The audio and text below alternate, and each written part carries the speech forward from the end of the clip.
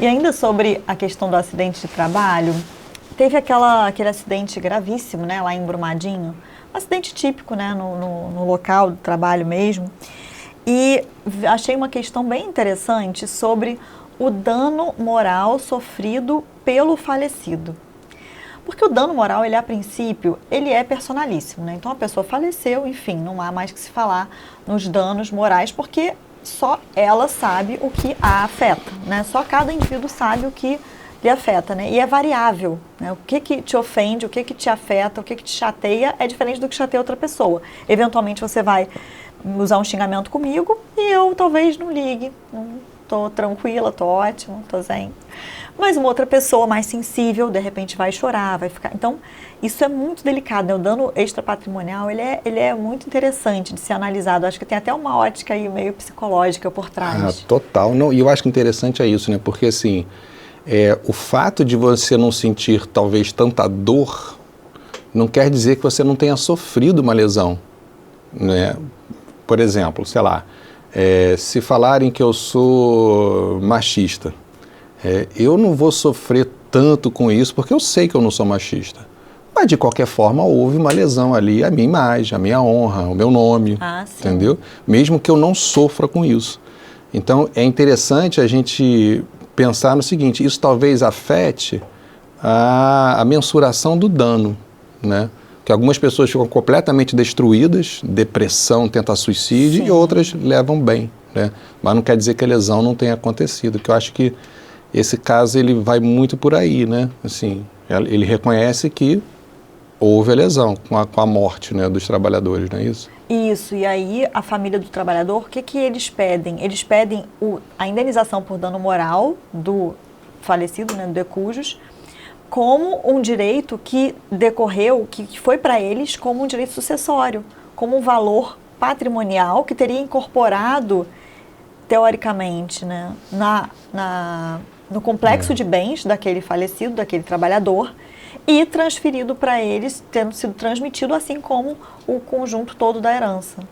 Porque essa discussão é muito interessante, assim, porque se você sofre um acidente e você morre de imediato, o entendimento majoritário é de que a pessoa que morreu não tem dano moral a postular porque ela nem tem mais vontade para exercer no sentido de que sofreu a lesão. Existe o dano dos próprios familiares, aí sim, o dano em ricochete, né, que a gente já até comentou em episódios passados. Cada um vai ter o seu próprio dano moral porque perdeu um pai, perdeu uma mãe, perdeu um irmão, ok. Agora, a vítima em si, ela não tem como ter um dano moral porque ela não existe mais, ela morre de imediato, né? E essa decisão, ela fez diferente, né? Saiu aí desse entendimento majoritário. Não, foi decisão de turma ou foi decisão... De turma, foi decisão né? da terceira turma do TST. Então assim, a gente tem que sempre fazer essa ressalva, né? Porque não é o entendimento majoritário ainda, né? Foi uma decisão, por isso até que foi muito interessante, né? Saiu da curva. Porque ela reconheceu que mesmo morrendo de imediato, o dano moral do decujus, da vítima, ele é mensurável, né? E a partir daí, essa indenização passa a ser passa a ser um direito patrimonial que vai ser, né, transmitido para os sucessores, né? Mas é bem polêmico isso, é bem polêmico. Na verdade, tem a súmula do STJ que fala, né, que o dano moral ele é personalíssimo, mas que o que se transfere é o direito à indenização para os sucessores, né?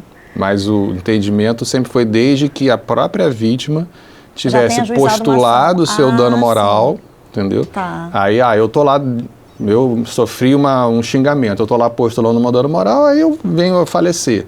Aí os meus herdeiros vão continuar com aquela ação e vão receber essa indenização, mas eu, vítima, que fui quem sofreu a lesão, busquei o meu direito. Aí, no caso, não, foi morte imediata. Sim, né? no caso de Brumadinho. No caso de Brumadinho foi morte Sim. imediata. Então, a vítima não tem como ter nem manifestado-se. Perfeito. Então, o entendimento foi, não, mas é óbvio que quando um trabalhador morre, óbvio que aquele trabalhador tem um dano moral, mas aquele trabalhador não existe mais, né?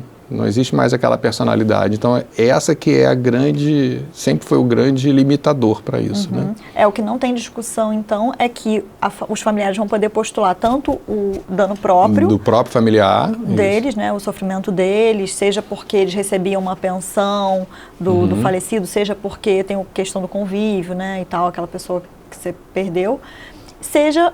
O que eles vão poder postular também são direitos trabalhistas daquele os direitos trabalhistas, tem as verbas todas rescisórias lá. Agora, o dano moral da vítima do acidente de trabalho que morreu de imediato, aí que entra nessa polêmica aí, entendeu? Sim, bacana. Vamos ver como é que vai se delinear. Vamos ver o final aí dessa história toda, né? Nas outras turmas, né? Se vai vir decisão também nesse sentido. Vamos acompanhar.